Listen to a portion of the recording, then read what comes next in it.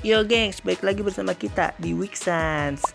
Kali ini kita bakal rekomendasikan 5 film science fiction yang bakalan menguras emosi kalian. Gak usah banyak basa-basi lagi, lanjut. Yang pertama adalah Avatar. menceritakan kisah dari Jack, seorang veteran perang yang lumpuh, lalu mengikuti misi menggantikan saudaranya ke planet yang bernama Pandora, yang dihuni oleh Na'vi, ras humanoid dengan bahasa dan budaya mereka sendiri. Tetapi pada akhirnya kedatangan manusia pada awalnya meneliti lalu berujung perselisihan antara kedua ras ini. Jack dan rekan-rekan harus menghadapi dilema memilih antara manusia atau Na'vi. Film ini diperankan oleh Sam Worthington sebagai Jack Sully, Zoe Saldana sebagai Neytiri, dan Stephen Lang sebagai Kolonel Miles Quaritch. Nah, film ini disutradarai oleh James Cameron dan diproduksi oleh 20th Century Fox. Film ini cocok banget nih buat kamu yang mau nonton. Orang-orang berjuang demi alam dan penduduk asli yang menempati wilayah tersebut. Dan juga visual yang disajikan sangatlah menarik, serta hewan-hewan unik yang membuat kamu ingin mengunjungi planet Pandora ini. Avatar, menurut gua film dengan visual effect sama sinematografi terbaik pada masanya. Gak heran sih kalau menangin penghargaan Best Visual Effect dan Best Cinematography pas Academy Award tahun 2010.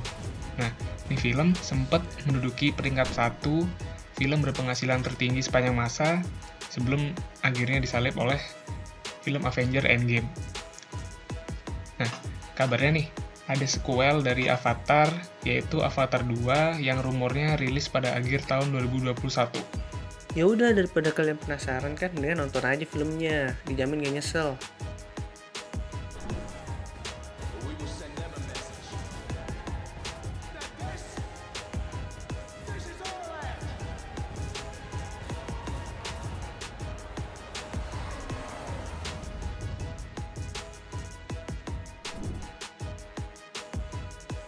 Oke, fakta uniknya adalah yang pertama, dikenal sebagai sosok yang sangat disiplin di lokasi syuting, James Cameron selalu membawa alat paku tembak untuk memaku ponsel kru atau pemain yang kebetulan bordering di dinding pintu keluar. Bahasa Na'vi diciptakan sepenuhnya oleh seorang ahli bahasa, Dr. Paul F. Fromer, yang disewa secara khusus oleh James Cameron untuk membuat suatu bahasa yang mudah diucapkan para aktor. Fromer menciptakan sekitar 1000 kata untuk bahasa yang tak mirip dengan bahasa manusia ini. Saat mengikuti audisi, pemeran Jack Sully, Sam Worthington, belumlah terlalu terkenal, dan ia masih tinggal dalam mobilnya, bukan di apartemen seperti aktor-aktor lainnya. Yang keempat, menurut James Cameron, suku Na'vi digambarkan berwarna biru sebab ia ingin menciptakan kesamaan konseptual dengan penggambaran orang Hindu terhadap dewa yang didominasi warna biru. Alasan lainnya, Cameron memang menyukai warna biru. Yang kelima, James Cameron sebenarnya ingin membuat film ini pada tahun 1999. Namun, anggaran untuk efek spesial kala itu mencapai 400 juta dolar Amerika Serikat. Dan tak ada studio yang bersedia menggelontorkan dana sebesar itu. Proyek ini pun tertunda selama 8 tahun lamanya.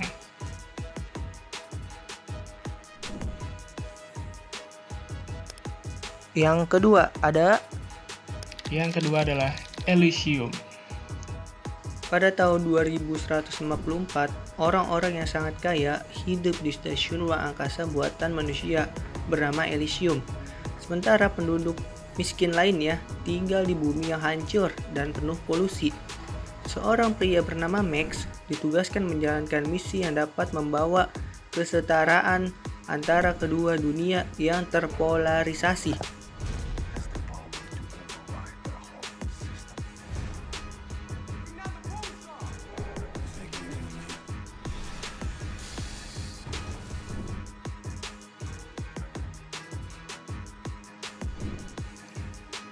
Pemeran dalam film tersebut adalah Matt Damon sebagai Max, Alex Braga sebagai Frey, dan Jodie Foster sebagai Delacourt.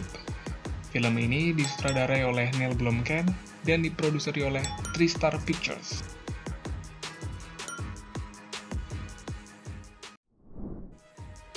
Film Elysium ini dari segi cerita bagus banget karena mengangkat tema si kaya dan si miskin. Dan juga ada pesan tersembunyi kalau kita tuh nggak boleh merusak alam, kalau nggak mau terjadi kesetimbangan sosial. VFX-nya juga nggak kalah bagus dari Avatar, bisa dibilang 11-12 lah. Ya, film ini menurut gua mengangkat tema umum ya, tentang kesenjangan sosial antara kelas atas sama kelas bawah. Ya, terlihat dari perbedaan tempat tinggalnya juga. Nah, yang paling maju menurut gua sih teknologi. Apalagi teknologi buat nyembuhin segala jenis penyakit sampai orang yang mati itu bisa hidup lagi. Itu seakan-akan menantang takdir. Ya udah, daripada kalian penasaran kan, mendingan nonton aja filmnya, dijamin gak nyesel.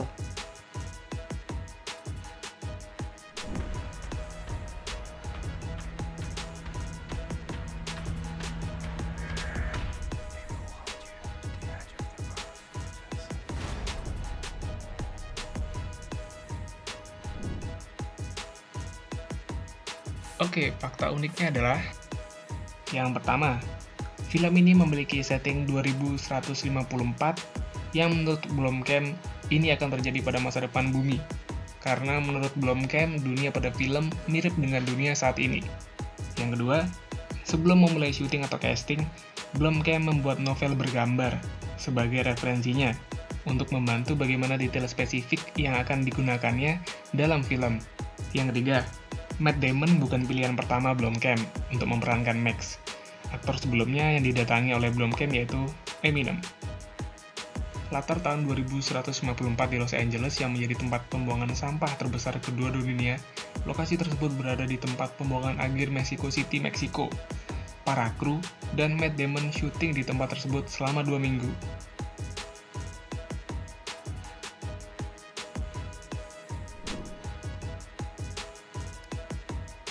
Yang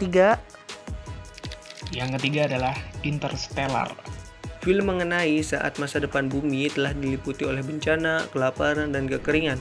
Hanya ada satu cara untuk memastikan kelangsungan hidup umat manusia, yaitu perjalanan antar bintang. Sebuah lubang cacing yang baru ditemukan di ujung tata surya kita, memungkinkan tim astronot untuk pergi ke tempat yang belum pernah dikunjungi manusia sebelumnya, yaitu sebuah planet yang mungkin memiliki lingkungan yang tepat untuk menopang kehidupan manusia yang baru.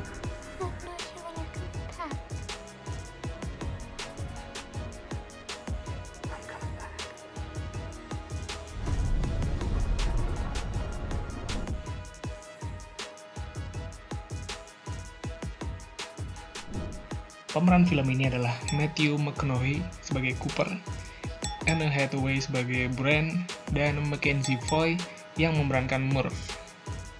Film ini disutradarai oleh Christopher Nolan dan diproduseri oleh Paramount Pictures.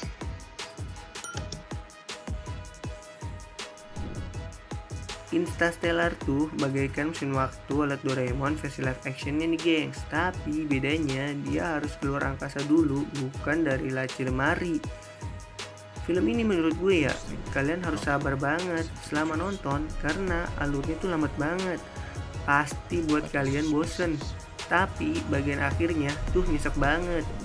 Oh iya, kalian juga harus merhatiin lagi nih tanda-tanda yang muncul kepada anaknya. Soalnya itu bakalan nyambung pas bagian akhir film. Tapi ada yang ngebuat gue janggal di film ini, yaitu komandan militernya nih gengs, yang mimpin misi ini selama film. Kok gak tua-tua gitu? Masa pas anaknya Rian tua dia masih kelihatan sama kayak waktu anak Rian muda? Udah kayak seumuran gitu deh sama anak Rian pas tua. Setuju sih sama film ini yang menguras emosi. Gimana enggak? Sorry, spoiler ya. Tapi bayangin, lu ketemu sama anak lu setelah 120 tahun lu bertahan di luar angkasa, apalagi terjebak di ruang dan waktu. Drama yang dibangun tuh bagus sih dari awal sampai akhir. Ya udah, daripada kalian penasaran kan, mendingan nonton aja filmnya, dijamin gak nyesel.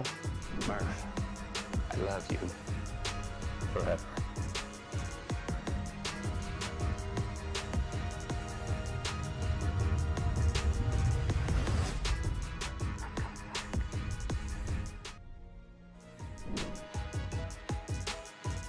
Oke, fakta uniknya adalah yang pertama, Interstellar bukan film dadakan. Ide itu sudah ada sejak tahun 2006. Saat itu, Steven Spielberg yang akan menjadi sutradaranya, ia merekrut Jonathan Nolan untuk menulis skenario.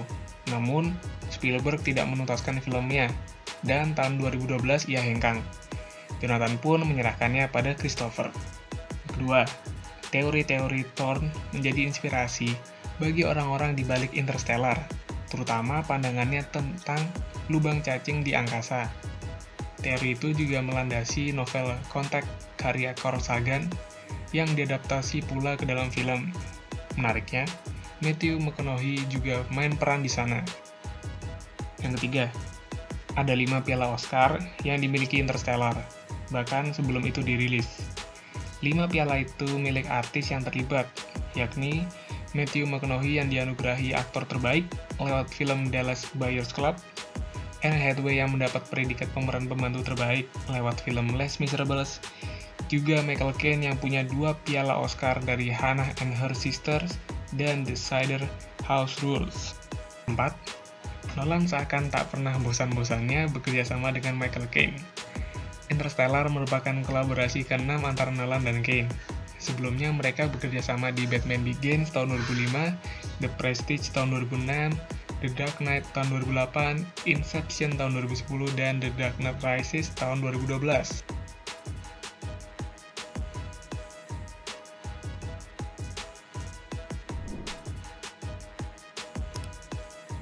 Keempat, Yang keempat adalah The Martian. film ini bercerita tentang seorang astronot yang terdampar di Mars setelah tertinggal dari timnya yang sudah naik roket duluan akibat badai yang melanda Mars.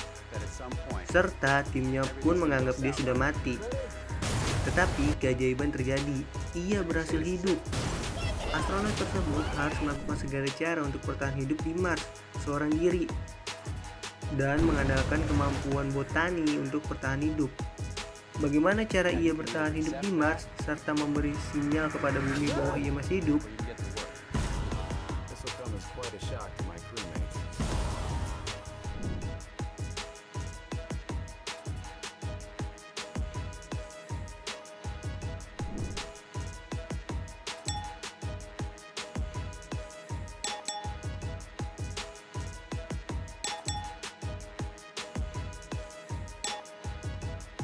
Disutradarai oleh Ridley Scott, serta diproduseri oleh 20th Century Fox.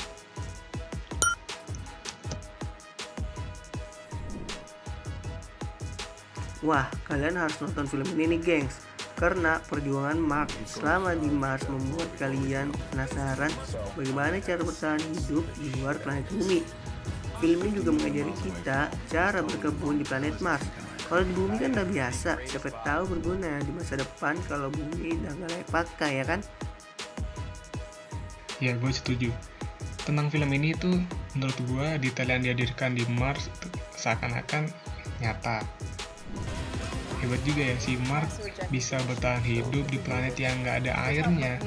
Tetapi dengan barang-barang yang ada, dia bisa membuat air dan berhasil bercocok tanam. Nah, mungkin ini gambaran kalau misalnya jadi ada peradaban di Mars ya di masa mendatang. Ya udah, daripada kalian penasaran kan, mendingan nonton aja filmnya, dijamin gak nyesel. Tell my family I never stop fighting to make it home.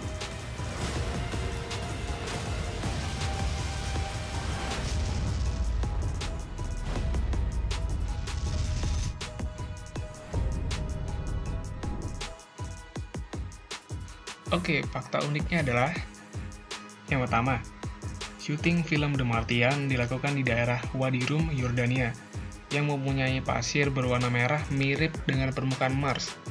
Di lokasi ini juga film tentang Mars lainnya, Red Planet, difilmkan. Yang kedua, adegan-adegan solo Mark Watney difilmkan selama 5 minggu berturut-turut. Setelah itu, Matt Damon diistirahatkan dari jadwal syuting. Sebagai hasilnya, Damon tidak bisa bertemu dengan semua lawan mainnya, sampai mereka bertemu kembali untuk mempromosikan film ini. 3. Tim produksi sengaja berkonsultasi secara langsung dengan NASA untuk mempelajari aspek-aspek tentang ruang angkasa dan perjalanan ruang angkasa. Hal ini dilakukan agar film ini bisa digarap seakurat mungkin. Yang keempat, teknologi roket yang dipakai dalam film ini didasarkan pada roket plasma asli yang didesain dan dibangun oleh perusahaan Adi Astra Rocket, sebuah perusahaan yang didirikan oleh mantan astronot NASA Franklin Chang Diaz. Yang kelima, pada tanggal 28 September 2015, atau 4 hari sebelum film The Martian dirilis, NASA menemukan bukti bahwa air payau masih mengalir di permukaan Mars.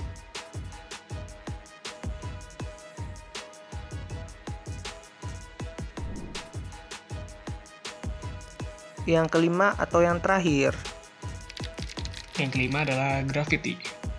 film ini berkisah tentang Ryan Stone yang adalah seorang insinyur medis yang brilian dalam misi antarjemput pertamanya. Dengan astronot veteran Mark Kowalski dalam komando penerbangan terakhirnya sebelum pensiun, tetapi ada perjalanan luar angkasa yang tampaknya rutin. Bencana terjadi. Pesawat ulang-alik pun hancur, meninggalkan Stone dan Kowalski yang benar-benar sendirian, tidak terikat apapun kecuali satu sama lain dan berputar menuju kegelapan.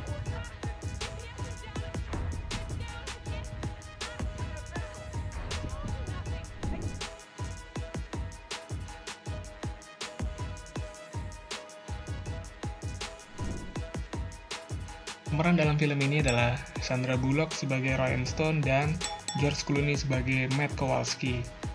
Film ini disutradarai oleh Alfonso Cuarón dan diproduseri oleh Warner Bros.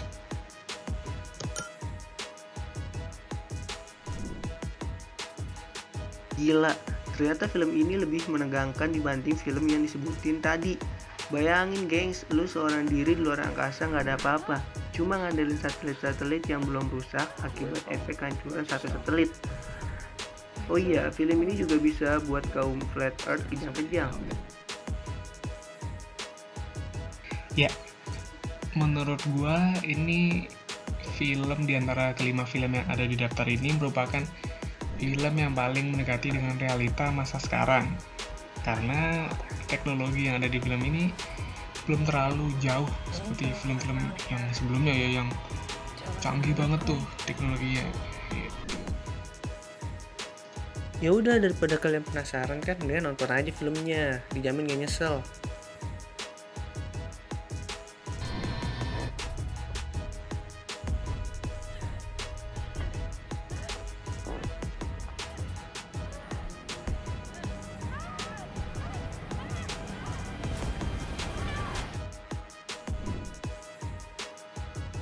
Oke, fakta uniknya adalah yang pertama, film ini hanya dibintangi oleh Sandra Bullock sebagai Dr. Ryan Stone, seorang biomedical engineer yang baru pertama kali bertugas ke luar angkasa, bersama George Clooney yang berperan sebagai astronot senior Matt Kowalski, sementara pemeran lainnya seperti Ed Harris, Orto Ignatiuson, Palut Sharma, Armie Warren yang berperan sebagai petugas stasiun kontrol di bumi dan kru tambahan hanya dibunculkan suaranya saja.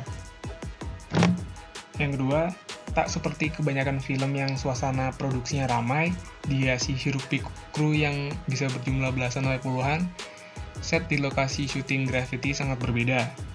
Tak ada kru lighting yang bolak-balik mengangkat lampu, tak ada kameramen mengintip melalui viewfinder, tak ada kru wardrobe yang bersiaga, hanya ada mesin berbentuk kotak besar. Sementara sisanya adalah kru kreatif dan teknisi yang sibuk di depan laptop. Yang tiga, Sandra Bullock sebagai pemeran utama sering melakukan pengambilan gambar dalam sebuah kotak cahaya yang tidak terlalu besar.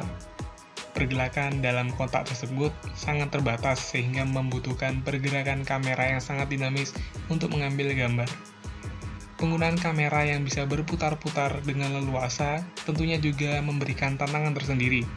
Dalam hal ini, sistem motion control robotik dari bot and dolly bernama Iris mengambil peran. Alat yang menyerupai tangan robot raksasa ini bisa dipasangin kamera sampai dengan seberat 500 kg dan dikendalikan menggunakan Autodesk Maya. Iris ini juga yang bergerak mendekati karakter untuk membuat tampilan zoom in saat adegan karakter terjatuh mendekati kamera. Keempat, Ide pembuatan lightbox berasal dari DOP Emanuel Lubezki yang melihat layar LED besar yang menampilkan gambar-gambar di belakang panggung konser musik rock. Lubezki yang sebelumnya bingung bagaimana mengaplikasikan lighting untuk pengambilan gambar para astronot, membagi ide tersebut pada Timothy Weber sebagai visual effects supervisor dan Alfonso Cuarón sang sutradara. Dan Framestore Studio bertugas menangani programming yang mengatur tampilan gambar pada layarnya. Kelima, masalah yang tak kalah peliknya juga muncul berkenaan dengan pengambilan gambar dalam lightbox. Karena tak mungkin menggunakan green screen, maka setiap adegan yang diambil harus melalui proses rotoscoping pada karakternya. Jadi, apa yang ada di belakang Sandra Bullock harus diroto hingga benar-benar bersih. Tak mungkin menggunakan green screen, Weber sang visual effect supervisor menjelaskan. Karena kamera selalu bergerak dan kita tak akan bisa mendapatkan cahaya yang tepat. Nah, langsung nonton aja guys, daripada kalian penasaran ya kan? Dijamin deh gak bakalan nyesel. Jangan lupa untuk di like jika kalian suka dengan video ini. Jangan lupa di subscribe. Salam Minggu Santuy. Oh iya, jika kalian punya fakta unik lainnya, silahkan komen di bawah. Terima kasih.